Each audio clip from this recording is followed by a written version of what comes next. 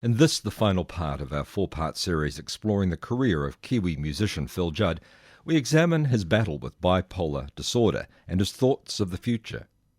After I had turned the recorder off, he asked me why I had not broached the subject of his stalking conviction and his 2 weeks in prison for breaching a restraining order taken out against him by his immediate ex-wife. I replied that I thought the story had been covered enough and that I wanted to concentrate on his positive contributions to Australasian culture. At this point, Phil became emotional and admitted that he had handled a difficult situation poorly. He was at pains to confirm that on appeal he was acquitted of culpability, a story that the media did not cover as extensively as his initial conviction.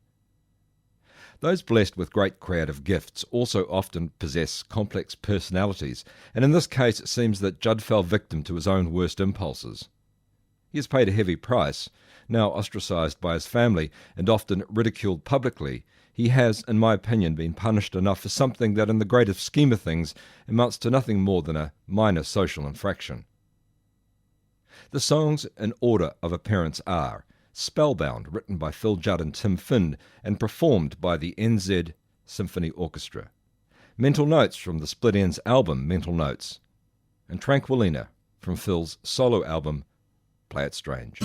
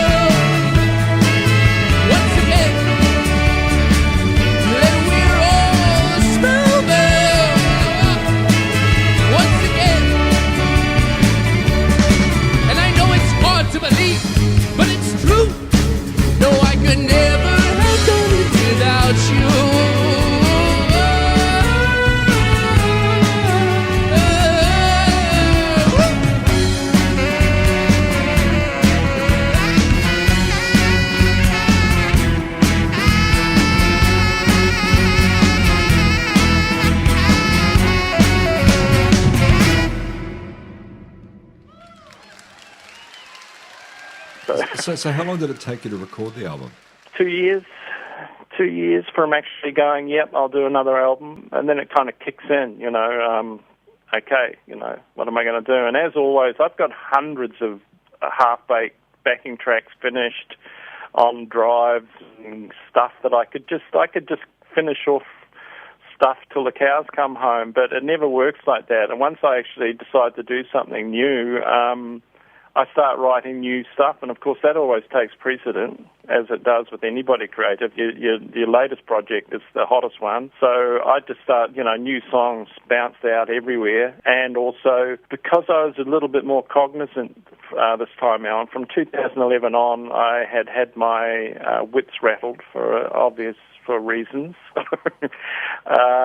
And I was sobered up, and literally and figuratively, I'd reached a new phase in my life, and I started drawing on little, like I'd sing the chorus of Sense of Humour. The chorus of Sense of Humour I'd written for the Swingers back 30 years ago, more than 30 years ago, but every now and again, I would wake up in the middle of the night singing some bit of a tune that common sense prevails. If something's still in your head after 30 years and you haven't thought about it or played it since, there's a reason for it. So I picked up on things like that and managed to work them into it. The combination of Sense of Humour is a classic combination of the new bits, the verses and other bits, and the old bit, the chorus. Yeah, I don't know where to go from there. Play It Strange, the song itself, the title track, that's a song of mythology almost, going right back to the early days of Split Enz. Yeah, when I'd left the Ends, I wrote and demoed on tape to try and get a record deal as myself in London, went around to a few agents and nobody was interested. But I wrote and recorded 24 new songs in just over 6 months. Play It Strange was just kind of the pick of them. I still remember Tim coming out to visit and me playing Play It Strange to him being bowled over, really. The version is pretty close to it. The 2014 version is kind of, 37-year-old song, kind of restructured a little bit, a few modern bits put in, but basically tried to keep it to its essence, tried not to overcook it. I think this is the most essential Phil Judd album. It's the first time I listened to the album all the way through, my immediate reaction was early Split Enz, Swingers, the whole thing that I loved about your music, all wrapped up into one package, but also the wisdom of years on top of it. Yeah, well, like I was just saying, really, something snapped in me in 2011 where I kind of felt like I had my shit together for the first time ever. I'd gone off heavy-duty medication, I'd stopped drinking, I'd stopped being an idiot. I'd just come to terms with living on my own and being alone and making the most of what I've got. That realization that you do have as a 50, 60-year-old. That stop your whinging, stop your moaning. You're lucky to still be here. You haven't been shot at in a bloody war. Get on with it. So I had a positive, it's probably got a more positive frame of mind to it as a whole as well, which I'm kind of chuffed with. And, I don't know, there's no rules with me, but my one rule is just do what you do, It's my stupid little cliche saying, it's just do what you do. And that's it. That's what I say to myself when I walk up to the studio, do what you do. And don't try and be like anybody else. Don't try and, wear affectations or whatever. Just do it. And, yeah.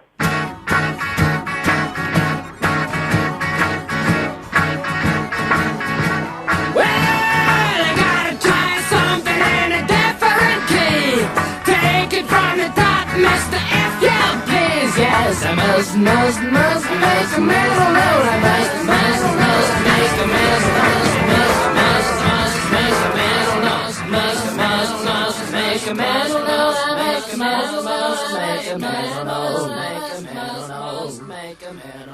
I think it was Nick Bollinger on National Radio who said it was a very dark album. I'm glad that you said you said there was a lightheartedness to it, because that's what I got from it too. I got a sense of mischief fun from the whole thing. Yeah, well, I don't know. I haven't listened to much of. People probably think that Tim and I kind of like are always in cahoots with what each other's doing and stuff. Well, to be honest, I haven't heard bugger all of what he's done over the last 20 years. But what I have heard of, a lot of it's pretty droll compared to what I think I do. That's the only comparison I can make. Most people, by the time they're 60, are writing. Yeah, what I decided is that you basically, at 60, you've turned into who you really are. And there's no way out of it. You become what you really are, your essence. And if you're a creative person, whatever comes out at that age is the real you, for better or worse. That's my summary, really. So what's next?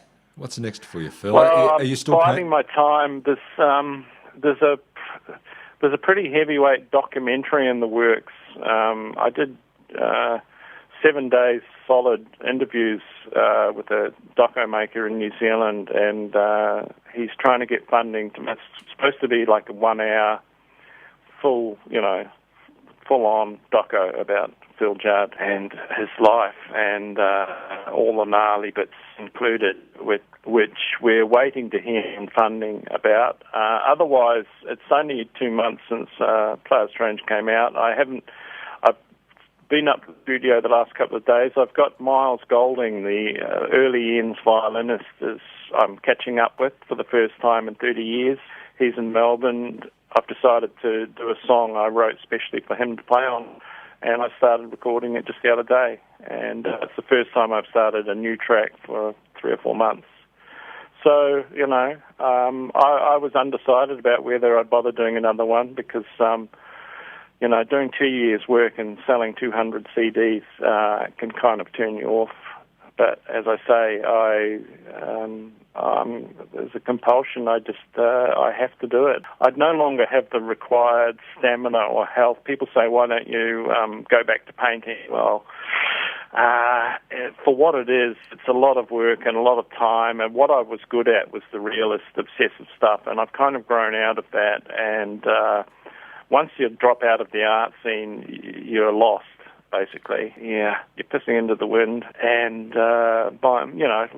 my eyes aren't what they were either. So it'll be music till I go.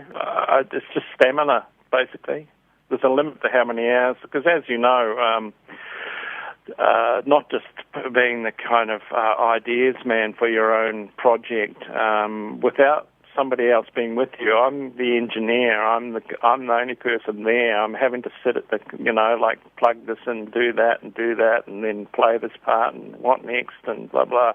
It's very, very hard work, just mentally. So there's a limit to how many hours a day I can do. I used to be able to do 16 hours a day, and now I'm down to about 3. So, and I used to be a work and late into the night time guy. Now I'm kind of up at 6 and finish by 10, So that's how things change. But, I think I've started on something new. I've got a whole bunch, as is normal, I got a whole bunch of stuff that wasn't put on Play It Strange sitting around, and whatever. The hardest part still as a songwriter, I think any songwriter or lyricist will admit, writing music is, if it's in your blood, is relatively easy compared to the lyrics, and writing about something that kind of, it's not always different, but having a different approach to a lyric or whatever, something to write about that isn't doom and gloom, which I try and avoid at all costs now. I expressed all that stuff on Novelty Act pretty much, and Love is a Moron, and it comes out a bit, you can't help it, but at the same time, you can't put on the pretense and write songs about being young and happy and being in love, you know what I mean? It's like, what the hell do you write about at 60? Without just sounding like a whinging old fart, that's the thing. Well, I said it before, and I'll say it again. I think at 60, you are still right on top of your creative game, and one of the things that thrills me about Play It Strange is the lyrics. It's for people like myself who are intelligent and we're searching for something a little bit deeper. Those kind of lyrics are an absolute joy to listen to. I don't know. Sometimes you know how words are with poetry and lyric, or any spoken word type form.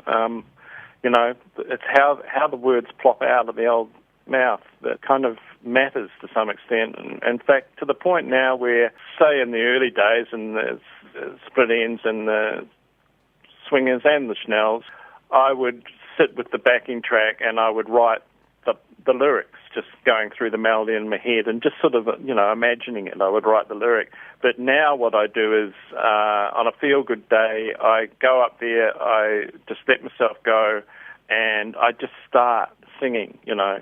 And I usually do a guide track that's just gobbledygook, you know, just you know, just singing nothing. And then I get down a good track of that, and then I come up with the concept for the song, and I just start with line 1. Right, got line 1 down, line 2, you know, and then I might finish the whole song in a day or two, and then I might scrap it, and then I'll start again. You know, it's a process, that's for sure, and but I approach it very differently now. I tend to find the words that come out of my mouth consciously, kind of tend to hit the mark a bit better. Happier in your own skin, you've accepted yourself for who you are. You're living alone. You've got a dog, though. Well, we heard the dog in the background. Yeah, I've got a dog. I've always had dogs. I usually have 2. I just lost one a couple of months ago. I've been divorced since my third marriage ended in 2002, and that's it with that department, which is a huge disappointment to me because I am kind of a family man. And but there you go. Them's the breaks. So how many children have you got? You've got. I've got Amy, who's 40 now, just turned 40, and I've got a son by my last marriage, Pete, who's about to turn 15, and I have him 2 or 3 days a week. You know, cook him dinner and send him off to school and have him on the weekend and stuff each week. So that keeps me sane. That's what I live for. That's what I really live for.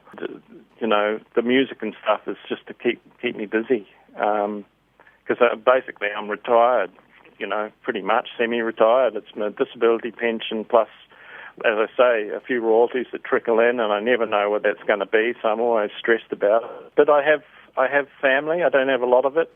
Everybody I know is in New Zealand, and I miss New Zealand like hell still. You know, I've been here since 1980 now, and I'm stuck here because I married an Oz and have an Oz son. So, you know, that's the only reason I'm here. Otherwise, I'd be back there like a shot. I don't particularly love it here, to be honest. You have more fans than you probably realise in New Zealand, more hardcore fans. I've been pushing your barrow for many years, and over that time, it's amazing how many people have contacted me and said, you know, I feel the same way. You know, he's a national treasure. There's so many of us who'd like to have you back in New Zealand just for the fact that you were here. You'd be here because you belong to us, and you're part. For those of us in our middle age, well, I think 52 is past middle age these days, but for those of us in our middle age, you know, you're part of our psyche, and not having you on the soil is it's a little bit of a hole, really. Yeah, well, I must admit, I've over the last decade, I've found a lot of friends, like as we all have via the internet, but the people that have popped out of the woodwork in New Zealand kind of amazes me. It's and I sometimes do daydream about, you know, what it'd be like to go out, and I'm not a social guy, but, you know, I can talk, whatever, I'm fine. I'm not the nutbag people think I am. And well, that's reassuring. Well, you know, it's I don't know how, I had to talk about this in the doco that's being made, you know, there's all this myth upon myth that's been built around me, you know, like, what, you know, to me I'm just like a normal guy that's flawed, like we all are. And I've had my ups and downs, and such it is. But I do sometimes daydream about, you know, just having a buddy to go and sit in a bar and have some drinks and natter about shit for a couple of hours. I miss that because I don't have any friends like that, I must admit. I have Wally, the early Enser, who's in Melbourne, but he's like an hour and a half away. And we only catch up every 3 or 4 months, and it's usually over coffee for an hour, and that's about it. So it's people would be surprised how kind of reclusive my life is. But like I say, I have my son that I love and care about and would do anything for, and that's all that really matters. So, and my dog, of course. What's your dog's name? Oh, it's embarrassing. Dude. Dude, where's my dog? Well, he's 7 or 8 now, and when my son was like, he would have been 7 or 8 then as well. When I got him for him as a replacement for a big lab I had, and he's just a little Jack Russell, and I let him name him. So now I'm stuck with a dog called Dude. Could be worse, could be Bro, but I guess we're never going to see you play live again, are we? Only for health reasons. I had a stroke 10 years ago and ended up in hospital, and that's when they found my heart condition. Like I'd been feeling unwell for several years. People have tried to get me back up playing since over the last decade, and I just don't have the stamina. That's it. I can't physically do it. I can't physically sing more than 3 songs, one after another, before I'd have to collapse. It's just a physical thing, and as much as I'd love to, because I have like some great musos in Australia, and I've had offers from New Zealand people that say, if you ever put blah blah blah, there's lots of hands up for people that would play with me, but sadly it's not going to happen. Perhaps the answer is a show where everybody plays your songs and you just sit in the seat in the audience and enjoy the attention and adulation. That sounds very on me. Look, Phil, an absolute pleasure talking to you. Thank you. Look, it's been, over 2 hours. Thank you for speaking so openly and honestly about your life. I think this is very important that we New Zealand starts remembering you and celebrating your life. And I thank you very much for your time. I feel very privileged. No worries, Andrew. It's good to talk to somebody that kind of gets it. So, yeah. When I get home, they'll be waiting there with a cheesecake and a questionnaire. No need to pack my bags. They've got a costume waiting in a one-size-fits-all. Oh, Tranquilina, when you gonna kick in? When you gonna turn your magic on? When you gonna put it all to sleep?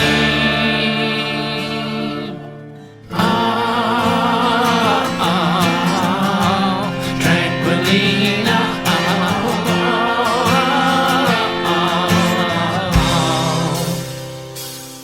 Yeah, the more we love, the less we know.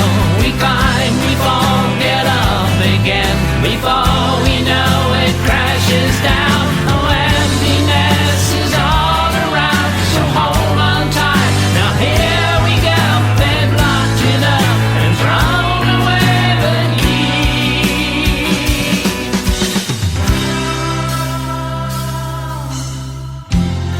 And then it all gets too much. And then it's not enough. I'm trying hard now to get you out of my head. No, I don't know how I got here with these bully boys and losers in this hellhole. Somebody please turn back the clock. Oh, Tranquilina, when you gonna kick in? Yeah, when you gonna put the